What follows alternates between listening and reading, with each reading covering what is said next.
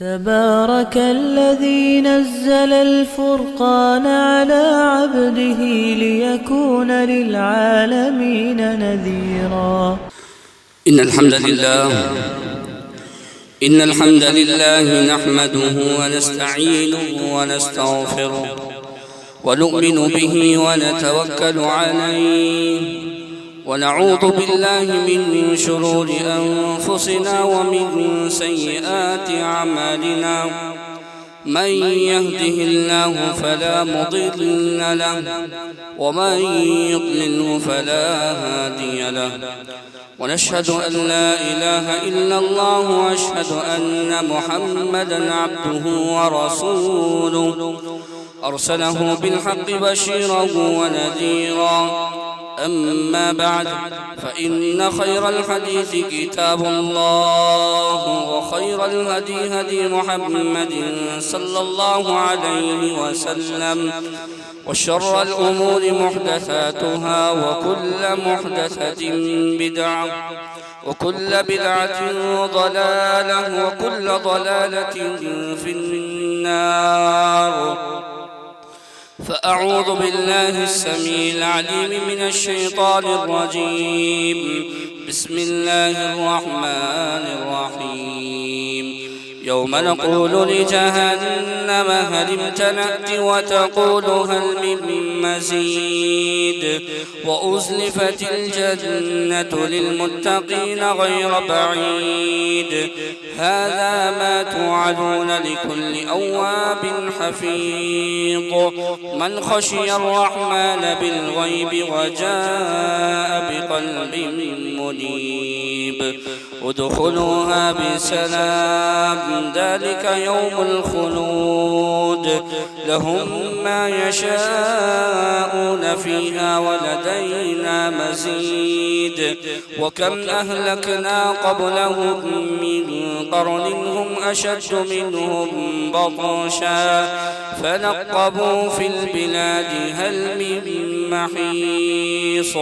إن في ذلك لذكرى لمن كان له قلب أو ألقى السمع وهو شهيد.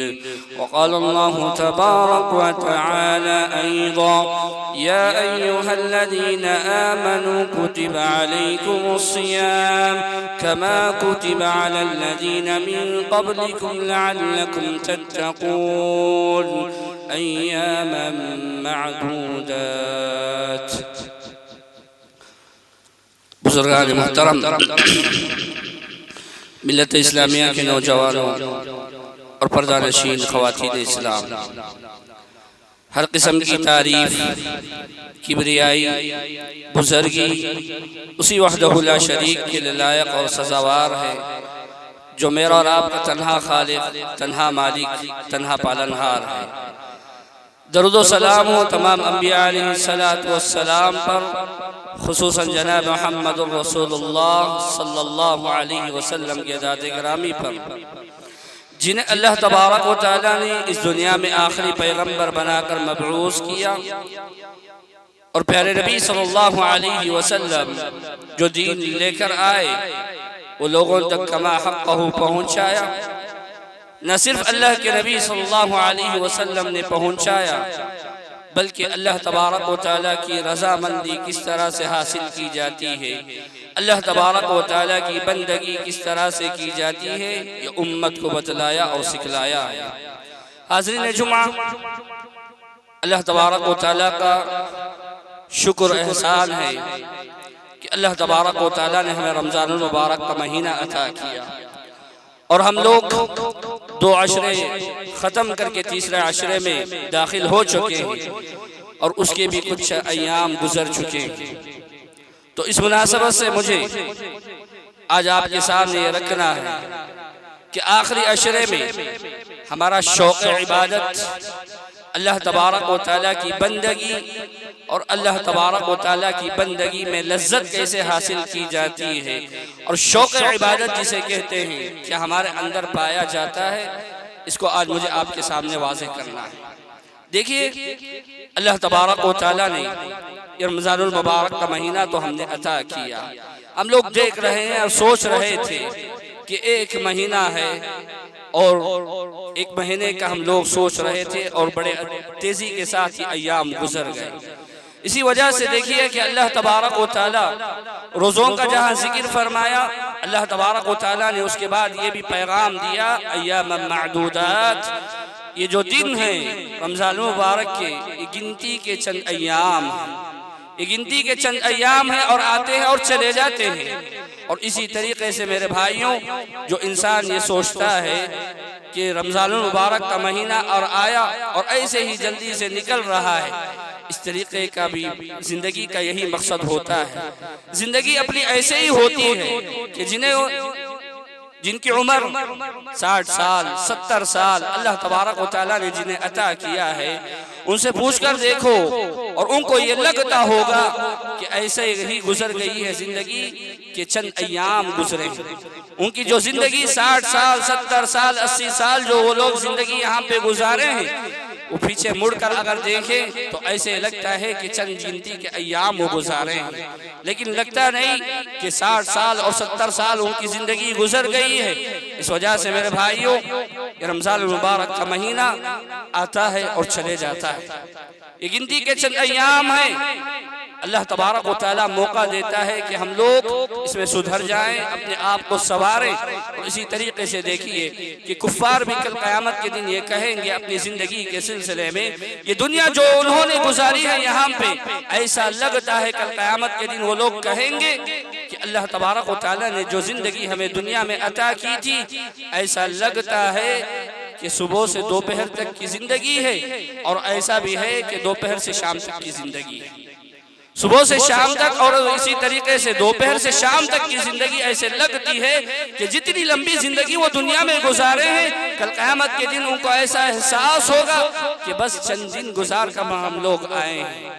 तो इस वजह से ये पैगाम हम लोगों को मिलता है कि अल्लाह तबारक व तआला ने जिस तरीके से कहा कि अय्याम मादूदात, ये जो दिन हैं रोजे के, ये रमज़ान मुबारक के महीने के, ये आते हैं और ऐसे ही तेजी के साथ निकल जाते हैं। एक मोमिन बंदा ऐसा होता है कि उनकी तैयारी कैसे की जाए, उनके अंदर इबादतें कैसी की जाए, ये बंदा मोमिन के अंदर एक फिक्र लायक होती है और उसको कार आमद बनाने के लिए जो कुछ वो कोशिश करता है, करने की कोशिश किया करता है।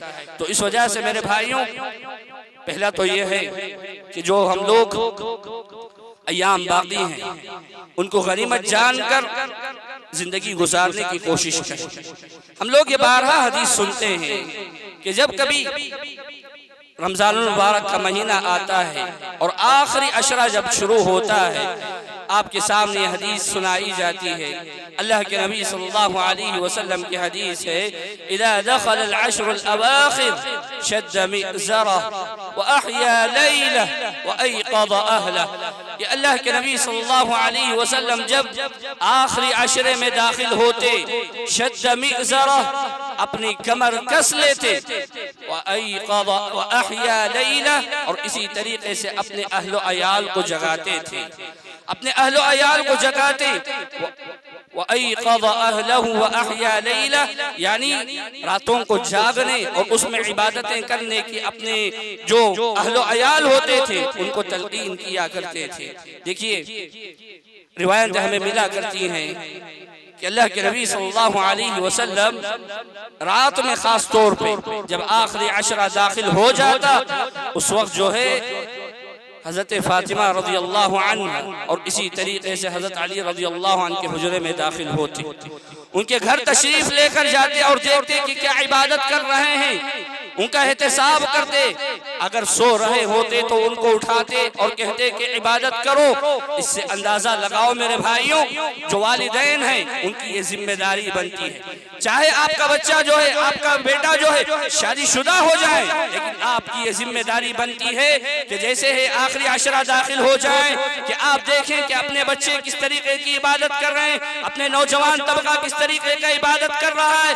ये वालिदैन की जिम्मेदारी बनती है कि वो जाकर अपने बच्चों का एहतसाब करें और उनको जो है वो अयक़ज़ अहलह। इसी वजह से अल्लाह के नबी सल्लल्लाहु अलैहि वसल्लम अपने अहलो अयाल की जो है बाकायदा तौर पर उनकी खबर लिया करते कि वो इस तरीके की इबादत कर रहे हैं। और मेरे भाइयों, आज हम लोग वो अहया लैला जिसे कहते हैं कि अल्लाह के नबी सल्लल्लाहु अलैहि वसल्लम रात को जागा करते थे, इसका मफहूम हम लोग गलत अंदाज से लेते हैं। अल्लाह के नबी सल्लल्लाहु अलैहि वसल्लम रात इस वजह से जागते थे कि अल्लाह तबारक व तआला की इबादत करें और अल्लाह तबारक व तआला की रज़ामंदी हासिल करें और अल्लाह तबारक व तआला की जो जन्नत है उसको हासिल करने की कोशिश करें।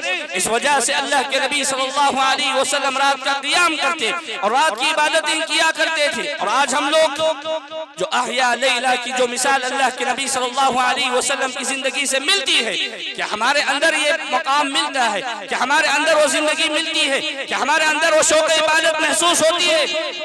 मैं आपको बताता चलूं, देखिए अल्लाह के नबी सल्लल्लाहु अलैहि वसल्लम की वो मशहूर और मारूफ हदीस कि अल्लाह के नबी सल्लल्लाहु अलैहि वसल्लम का शौक़ इबादत देखिए कि अल्लाह के नबी सल्लल्लाहु अलैहि वसल्लम रमज़ान हो या गैर रमज़ान, अल्लाह के नबी सल्लल्लाहु अलैहि वसल्लम तहज्जुद के पाबंद थे।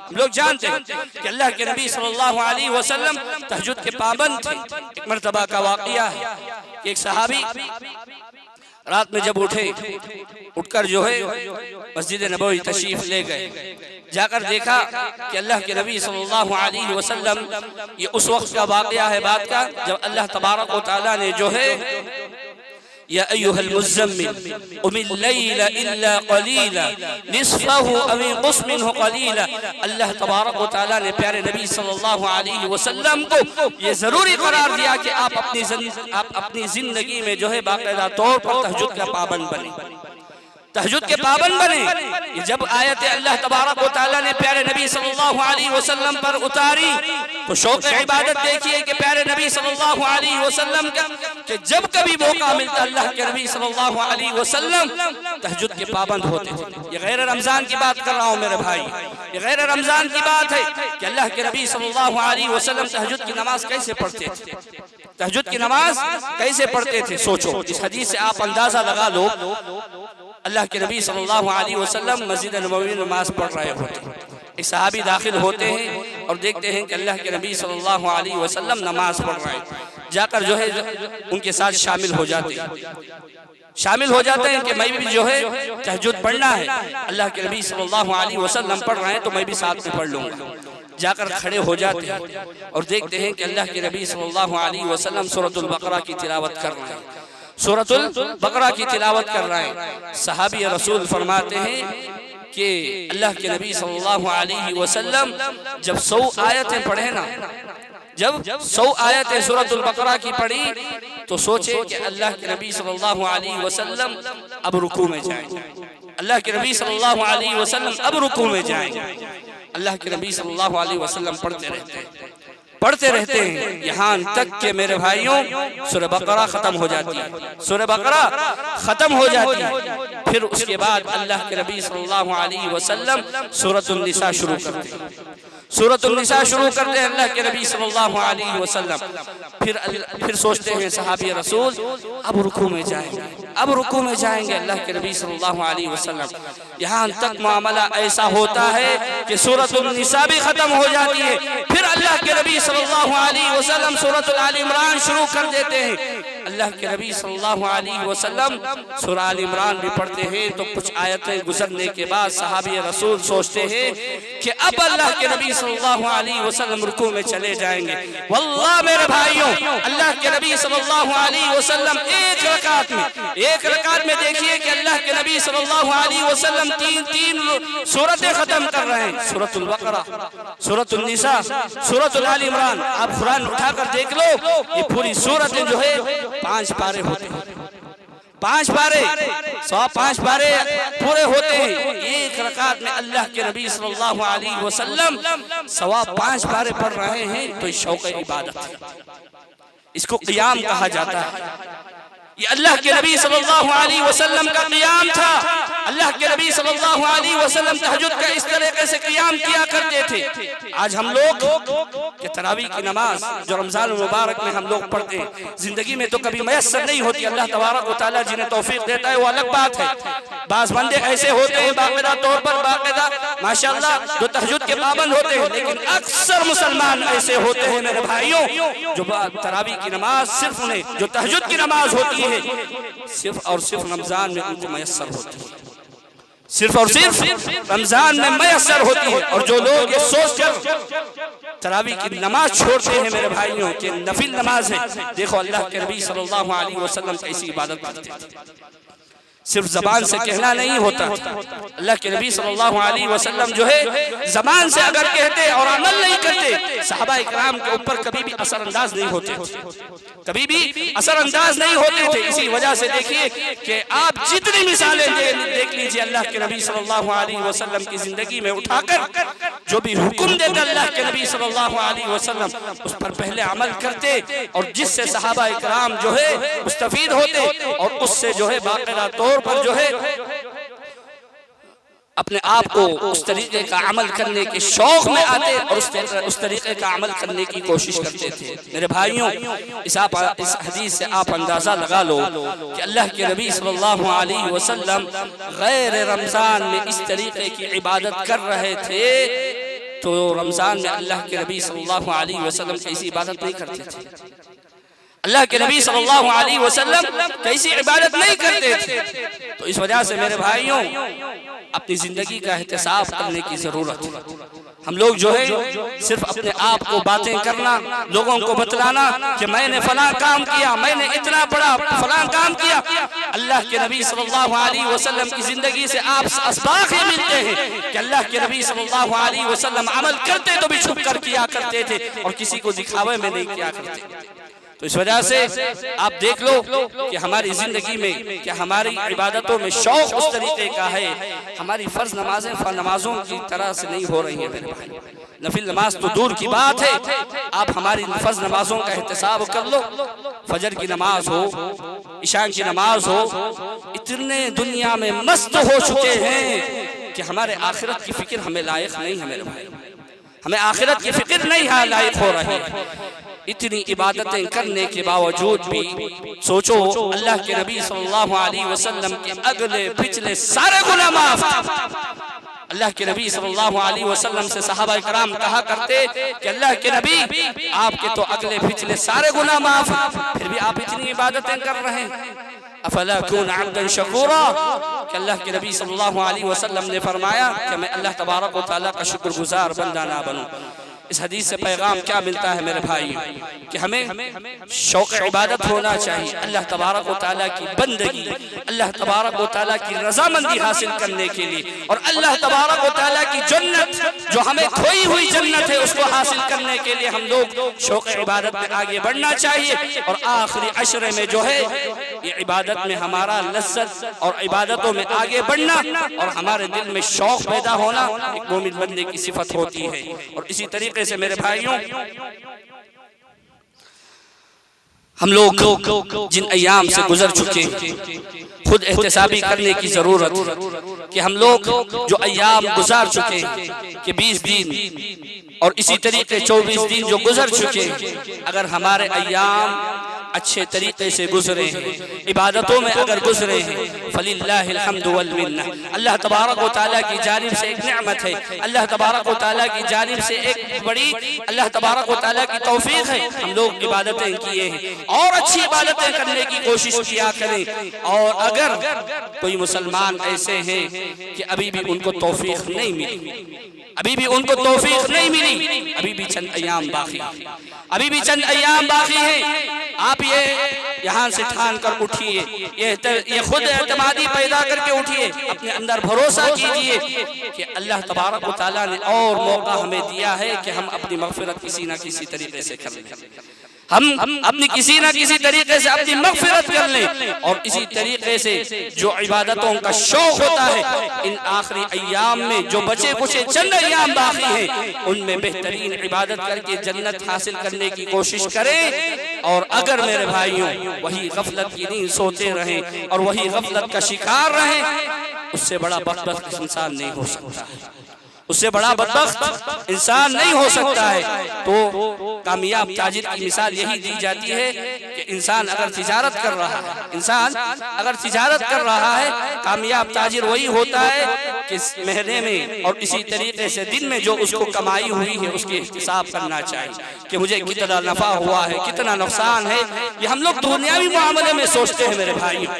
एक इंसान तिजारत कर रहा है,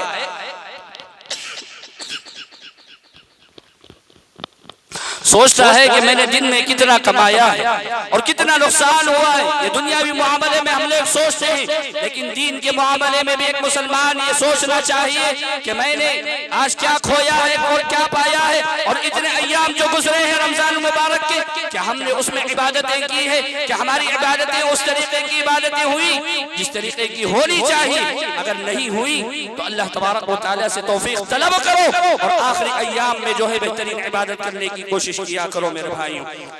और इसी तरीके से और इन अमाल कबूलियत की फिक्र करना सबसे बड़ी अलामत होती है। सहाबा किराम और सलफ सालिहीन की जिंदगियां देखो कि जब रमजान मुबारक आने से पहले जो है अल्लाह तबारक व तआला से दुआ करते कि अल्लाह तबारक व तआला हमें रमजान मुबारक का महीना नसीब करे। दुआ करते, जब नसीब हो जाता जमकर और खूब इबादत करते, खूब इबादत करते। हमारी जिस तरीके की इबादतें तसव्वुर नहीं किया जाता मेरे भाई, तसव्वुर नहीं किया जा सकता। आप बारहा सुना होगा कि कुरान कितने खत्म किया करते थे सलफ सालिहीन, और उनके जो है तरावी किस तरीके से पढ़ा करते थे। और इतनी इबादतें करने के बाद जब रमजान के अय्याम गुजरते गुजरते चले जाते, अल्लाह तबारक व तआला के दरबार में ये अल्लाह तबारक व तआला से मांगते कि अल्लाह तबारक व तआला जो कुछ भी हम लोग इबादतें कर रहे हैं उसको कबूलियत की फिक्र भी किया करते थे, कबूलियत की फिक्र भी किया करते थे। और आप ये सोचो कि अगर मुसलमान ऐसे ही अमाल करते चले जाएं और ये सोचे कि मैं जो है ऐसे ही अमाल करते चले जाऊंगा और अल्लाह तबारक व तआला इसको कबूल कर लेगा, ये बंदे मोमिन की फिक्र नहीं होती है। सलफ सालिहीन के मनहज से, सलफ सालिहीन की जिंदगियों से जो असबाब मिलते हैं उनमें एक सबक ये भी है कि वो लोग जो है कबूलियत अमाल की फिक्र करते थे और जो कुछ भी अमल करते थे उसे अल्लाह तबारक व तआला के दरबार में जो है बाकायदा तौर पर दुआ करके जो है उसकी कबूलियत की फिक्र करते। इब्न उमर रज़ियल्लाहु अन्हु के सिलसिले में आता है कि वो फरमाते थे कि अल्लाह तबारक व तआला मेरा एक सजदा अगर कबूल कर ले, अल्लाह तबारक व तआला मेरी जिंदगी का एक सजदा अगर कबूल कर ले, दुनिया और वमा फीहा से और कोई बेहतर चीज नहीं हो सकती, दुनिया वमा फीहा से और कोई बेहतर नई चीज हो सकती है। और हसन बसरी रहमतुल्लाहि अलैहि कहा करते थे कि मोमिन बंदे की दो मिसालें होती हैं कि इंसान एहसान करता है और खौफ भी खाता है, इंसान अमल करता है और खौफ भी खाता है, और ये बंदे मोमिन की पहचान होती है। और वही अगर मोमिन जो है एहसान करके खौफ खाता है और मुनाफिक जो है किसी पर एहसान करता है तो अमल में रहता है, जो अमल करता है तो अमल में रहता है कि मैं जो है जो भी अमल कर रहा हूँ अल्लाह तबारक व तआला कबूल कर लेगा। ये मुनाफिक की अलामत हसन बसरी रहमतुल्लाहि अलैहि बतला रहे हैं। तो इस वजह से मेरे भाइयों अपने अमाल की कबूलियत की भी फिक्र किया करें। जो कुछ भी हम लोग यहाँ पे जिंदगी गुजार रहे हैं पता नहीं कि अल्लाह तबारक व तआला कोसी नेकी कबूल कर ले और कोसी नेकी अल्लाह तबारक व तआला को बेहतरीन नजर आ जाए। तो इस वजह से अल्लाह तबारक व तआला के दरबार में गिड़गिड़ाएं, अल्लाह तबारक व तआला के सामने अपने मुश्किलात को रखें। और अक्सर ये देखा जाता है मेरे भाइयों कि हम लोग दुआओं में बड़े कम कंजूस होते, बड़े बखील हैं हम लोग। रमजान का महीना भी आता है तो हम लोग जो है दुआ हाथ उठते नहीं, और हमारी शिकायतें जबान पर होती हैं कि हमारी शिकायतें होती हैं। अल्लाह तबारक व तआला के सामने रखो शिकायतें मेरे भाइयों, और अल्लाह तबारक व तआला से मांगो, अल्लाह तबारक व तआला देने वाला है। और हम लोग अल्लाह तबारक व तआला को छोड़कर किसी और को जो है सामने जाकर लोगों की शिकायतें करते हैं, अपनी जिंदगी के मसाइल रखते हैं। अल्लाह तबारक व तआला के सामने मसाइल रखो मेरे भाई, जो कबूलियत के औकात होते हैं, उन औकात में अल्लाह तबारक व तआला के सामने गिड़गिड़ाओ। और सहरी के वक्त जो तहज्जुद का वक्त होता है, उसमें अल्लाह तबारक व तआला के सामने गिड़गिड़ाओ। और इसी तरीके से आज तो जुम्मे के दिन अल्लाह के नबी सल्लल्लाहु अलैहि वसल्लम ने असर के बाद का जो वक्त अल्लाह के नबी सल्लल्लाहु अलैहि वसल्लम ने बतलाया है कि अल्लाह के नबी सल्लल्लाहु अलैहि वसल्लम ने कुछ घड़ियां ऐसी रखी हैं कि अगर इंसान उसमें दुआ कर ले, अल्लाह तबारक व तआला जरूर उसकी दुआ को कबूल करते हैं। तो सोचो, इतने बेहतरीन औकात और इतने अच्छे दिन अल्लाह तबारक व तआला ने हमें अता किए हैं, तो क्या हम लोग उनमें हमारा शौक इबादत हो रहा है या नहीं हो रहा है, ये हम लोगों को सोचना चाहिए। मुझे यही पैगाम देना था मेरे भाइयों कि आखिरी अशरे में हमारा शौक इबादत कैसे होना चाहिए। उस हदीस से आप अंदाज़ा लगा लो कि अल्लाह के नबी सल्लल्लाहु अलैहि वसल्लम की इबादतें कैसी होती हैं और सहाबा इकराम की जिंदगियाँ कैसी होती थी और हमारी जिंदगियाँ रमज़ान मुबारक में कैसी गुजर रही हैं, ये हमें सोचना और समझना चाहिए। अल्लाह तबारक व तआला से दुआ करते हैं कि अल्लाह तबारक व तआला हम तमाम मुसलमानों को जो है जो कुछ अय्याम बाकी हैं, अल्लाह तबारक व तआला उसमें ज़्यादा से ज़्यादा इबादत करने की तौफीक अता फरमाए। अल्लाह तबारक व तआला जो अय्याम गुजर चुके हैं, जो हम लोग अमाल किए हैं, अल्लाह तबारक व तआला उन्हें कबूल फरमाए। अल्लाह तबारक व तआला जो कुछ भी हम लोग अमल किया करते, अल्लाह तबारक व तआला इखलास के साथ करने की तौफीक अता फरमाए। अल्लाह तबारक व तआला जहाँ कहीं भी मुसलमान परेशान हैं, उनकी परेशानियों को दूर फरमा।